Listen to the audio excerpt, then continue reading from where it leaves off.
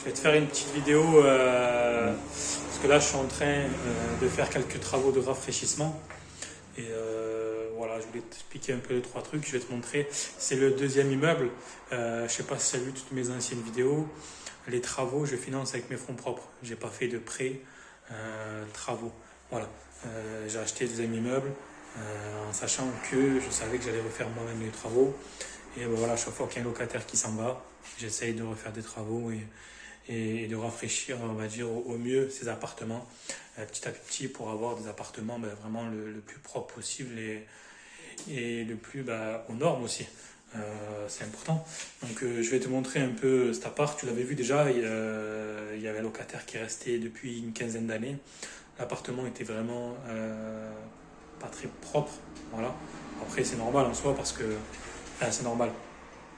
15 ans sans travaux, voilà, c'est avec une ancienne cuisine, etc. C'est normal que l'appartement il est pas nickel. Donc du coup, j'en profite pour refaire des travaux à chaque fois. Et là, j'ai trouvé un locataire. Le locataire, c'est un locataire que je connais. C'est un très bon ami à moi. Et du coup, lui, ça lui convient parce que si tu veux, je vais pas non plus augmenter le loyer, même si je refais des travaux. J'augmente un petit peu. Et du coup, il se retrouve avec un appartement. Tu vois, je vais te montrer. Tu vois la cuisine. Donc la cuisine a été changée. Tu regardes la vidéo d'avant, c'était un vieil évier tout abîmé. Donc la cuisine ici. Donc ça, c'est une cuisine que j'ai achetée 200 € à Brico Dépôt. Alors il n'y a pas le plan de travail et la crédence, c'est à part. D'accord. Même s'il y avait à la base un plan de travail qui était vendu avec la cuisine de Brico Dépôt, donc avec ce meuble-là et ce meuble. Mais du coup, la crédence n'était pas assez grande avec le plan de travail. Donc du coup, j'ai préféré en mettre un plan de travail beaucoup plus long. Et ça fait, tu vois, ça fait vraiment encastré.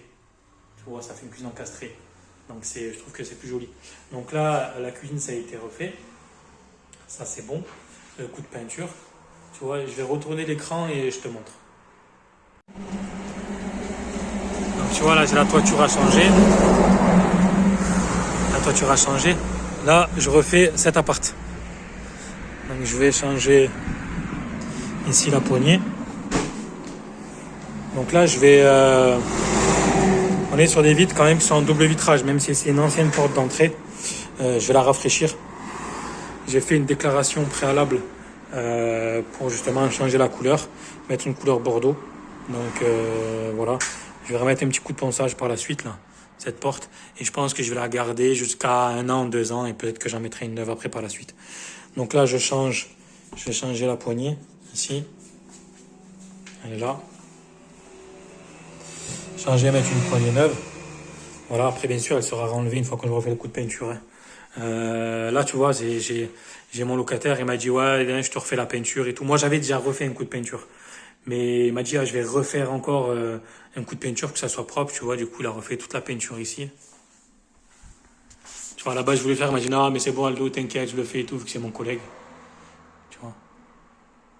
La cuisine, donc j'ai profité en fait, je sais pas si tu as vu la vidéo, j'ai refait une cloison ici, j'ai réisolé.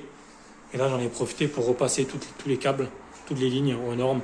La prise du frigo, la prise du four, la prise de la ligne de la plaque électrique. Voilà, parce que ce sont des sections, des diamètres différents.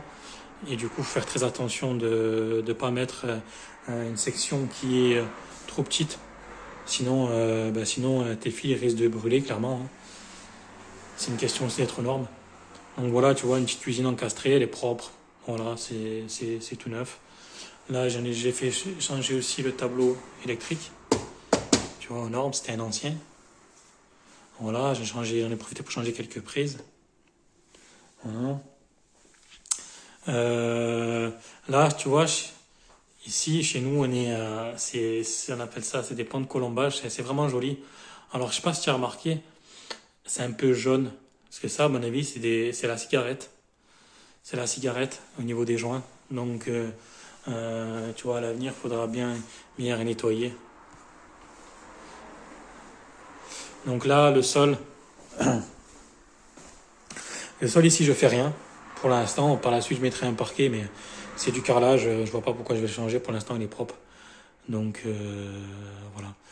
Le radiateur, pareil, il va être changé par la suite. Là, je vais l'enlever. On va remettre un coup de peinture. Moi, d'ici une semaine, je remettrai un radiateur. Là, on est l'été, donc il s'en fout qu'il n'y a pas de radiateur. Voilà, j'avais une petite lumière là avant, un détecteur de fumée. Bon, la salle de bain, elle n'est pas refaite, hein. C'est une ancienne salle de bain, hein. Mais voilà, j'ai remis un coup de peinture. Bon, il y a le matelas, ne t'inquiète pas, parce que je vais refaire le plancher en haut. Je vais te montrer. Tu vois, je l'ai changé aussi là, ouais, j'ai changé la poignée ici. Tu vois, j'ai changé la poignée ici. Le radia, il va être changé aussi par la suite. Parce que ça, c'est un grippin, il est foutu. Et en haut, ben, ça n'a jamais été rénové. Donc, il y a tout le parquet à poncer. Tu vois, j'ai loué la ponceuse. Tout le parquet à poncer. Tu vois, les tâches, je sais pas si c'est tâches de quoi. Ça fait 20 ans, hein, ça n'a pas été rénové, hein. Donc, c'est normal que c'est pas top. Il y avait une moquette en fait avant. Donc, du coup, l'ancien locataire, il a enlevé la moquette. Et là, moi, je vais en profiter pour reponcer le parquet. Avec celle-là, ça c'est pour faire dégrossir. Et celle-là, c'est pour faire les angles, les bords.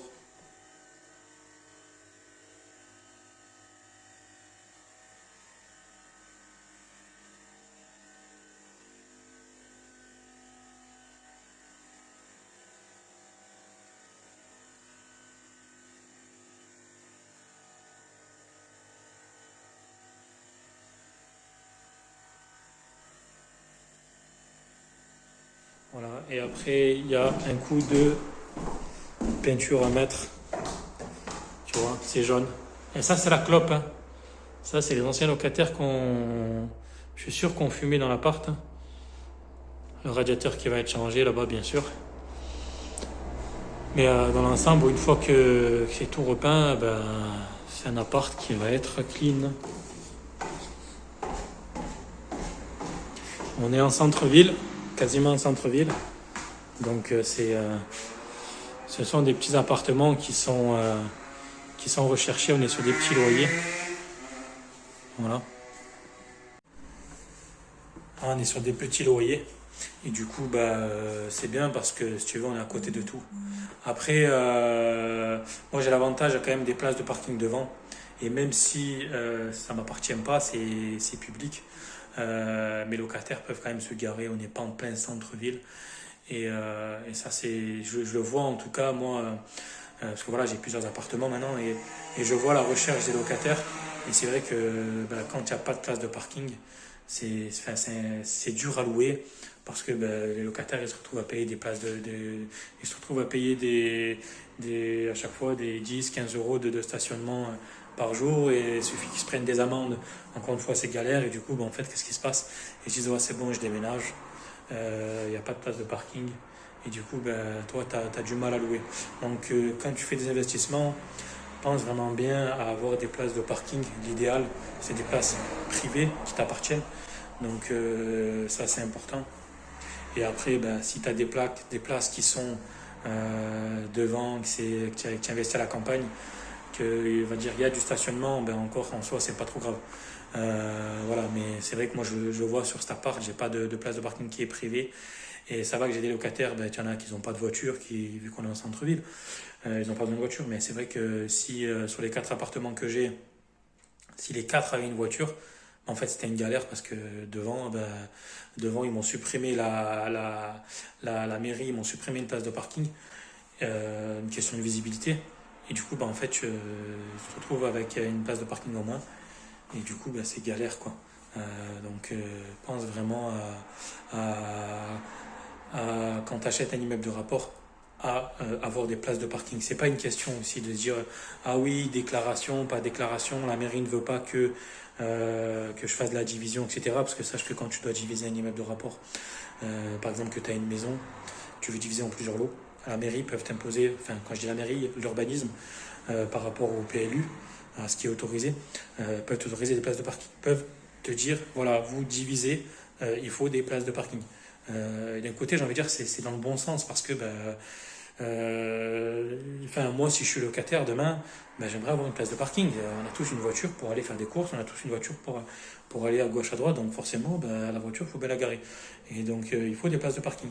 Et voilà, c'est pour ça que quand tu achètes un immeuble, pense à prendre des immeubles de rapport avec des grands jardins où tu peux faire des places de parking. Voilà, c'est une question aussi de bien-être de ton locataire. Parce que si demain, la mairie, pour X raison, t'enlève les places de parking qui sont publiques, qui sont devant chez toi, parce qu'ils disent, ben voilà, ils veulent faire des travaux, etc. Et que finalement, ben, les places de parking qu'il y a devant, ils veulent les enlever. Si c'est pas à toi, ben, tes locataires se retrouvent, ils n'ont plus de place de parking. Donc voilà, ça c'est important. Ah, tu vois les places de parking? En fait, avant, ici, tu vois, j'avais une place, voire une place et demie. En fait, ils l'ont supprimé. Tu vois, il y a les traces noires là. Ils ont supprimé ma place de parking, enfin c'est public. Parce que, en fait, il y a un accès ici. Et du coup, ça gêne la visibilité. Et voilà pourquoi ils l'ont supprimé. Et du coup, bah, je me retrouve avec 2 places de parking en moins devant mon immeuble.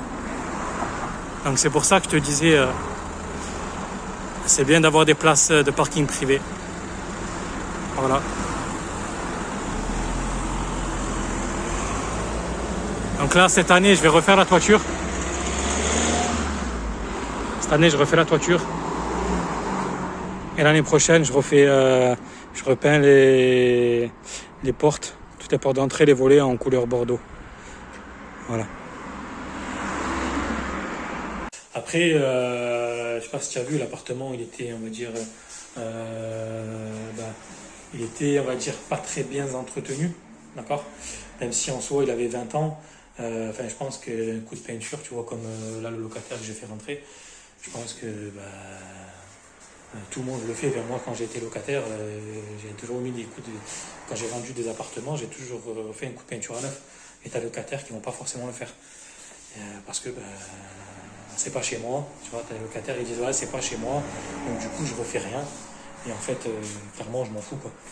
Donc, toi, quand tu récupères un logement qui a été loué depuis 15 ans, tu vas pas dire refais toute la peinture, sachant que quand tu l'as acheté, il était déjà, on va dire, pas rénové. Mais c'est vrai que quoi qu'il en soit, logiquement, le locataire, il y a un minimum, quoi. Mais bon, sache que tu vas avoir de tout. Hein. C'est pas le profil qui va faire que. C'est pas parce que la personne a un salaire à 2000 euros par mois qu'elle est plus propre qu'une personne qui touche les APL. En fait, non. Donc tu vois, tu as aussi les filtres en termes de dossiers. À savoir s'il a 3 fois, 4 fois le loyer, savoir s'il a un garant, savoir s'il peut souscrire à Visal, savoir s'il a des animaux, etc. Même si tu ne peux pas interdire, filtrer au maximum. Et après, savoir si clairement cette personne-là, si elle ne va pas te défoncer l'appartement et si elle va te le rendre dans l'état où toi tu l'as loué.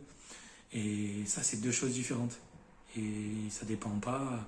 Le revenu ne va pas dépendre en fonction de si la personne est propre ou pas. Et moi, je le vois, hein, j'ai fait des rentrées et des sorties des locataires. Et je vois que tu as des gens qui touchent les APL, qui touchent les aides, qui sont très très propres, qui sont très soigneux de leur appartement. Et des autres qui touchent des gros salaires et qui sont pas forcément minutieux et qui s'en foutent un peu, quoi. D'avoir une tache sur le mur, ils s'en foutent un peu de rendre un appartement avec du gras au-dessus de la cuisine, parce que ça c'est souvent aussi que je récupère des appartements où il y a du gras au-dessus de la cuisine. Donc voilà, c'est pas évident en tant qu'investisseur de réussir à filtrer et de trouver des bons locataires en termes de revenus, en termes de savoir s'ils vont pas te délabrer l'appartement. Donc c'est important d'anticiper et de te couvrir un maximum. Mais voilà, après, il y en a qui vont dire oui, mais ça dépend de où tu investis, etc. Moi, jamais eu de soucis dans des grandes villes, etc. Pour moi, c'est variable en fait. Il n'y a pas de. Pas parce que tu vas investir dans une grande ville que tu vas tout le temps avoir des locataires au top. Pour moi, c'est variable. Oui, et quand tu investis dans des villes de campagne, comme moi je fais, forcément, les gens ils n'ont pas des gros revenus. Donc oui, tu es plus emmené à avoir des gens qui touchent des APL, qui touchent des aides, etc. Mais ça ne veut pas dire que cette personne-là va te délabrer l'appartement, va te le tuer en fait. Non, franchement, enfin moi je te le dis, non. Euh, j'ai des locataires qui sont très très propres, qui touchent des aides, qui ont peu de revenus, mais leur loyer est toujours payé, l'appartement est toujours nickel. Et à l'inverse, j'ai des locataires qui touchent des bons revenus et qui sont pas forcément propres. Parce qu'en fait, si tu veux, l'image de... Peut-être que ton image à toi, quand tu vas envoyer un message par exemple à un locataire en disant, ben voilà, il faut que l'appartement il soit comme ça, comme ça, comme ça, n'est peut-être pas, reflète pas forcément la même vision que le locataire. Le locataire, peut-être que pour lui, il va dire oui, oui, il y a l'appartement est nickel et propre, qu'en fait, quand toi tu vas aller voir, il y a des taches de partout. Il y a du gras au-dessus de la cuisine, il y a machin. Donc pour lui, l'appartement est nickel, et pour toi, l'appartement est pas très propre. Donc c'est pour ça, fais très attention aussi à être bien aligné quand tu fais justement un état des lieux de sortie. Envoie une fiche à ton locataire en disant voilà, moi pour l'état des lieux de sortie, il faut que le siphon de la salle de bain soit le siphon de l'évier de la salle de bain soit vidé, il faut que la douche, là où il y a les pleins de cheveux, il faut que ça soit vidé. Le siphon de la cuisine, il faut qu'elle soit vidée. Les taches de peinture dans les murs, ben voilà, un petit coup d'éponge si ça part. Voilà, après le classique, hein, nettoyer le gras qui est au-dessus des meubles. Voilà, tu fais une liste en fait et tu envoies à ton locataire. Après, c'est bien aussi de le mettre directement quand tu fais l'état des lieux d'entrée. Quand tu fais rentrer le locataire, tu dis ben voilà, si demain vous voulez partir, voilà, tenez, je vous ai mis une fiche et si vous voulez que je vous rende le dépôt de garantie, vous faites tout ce que je vous ai dit sur la fiche. Donc ils ont juste à cocher par exemple, que ça soit aussi nettoyer la pelouse, tondre la pelouse. Voilà, c'est des petits détails, mais c'est vrai qu'en tant qu'investisseur, c'est bien d'informer le locataire.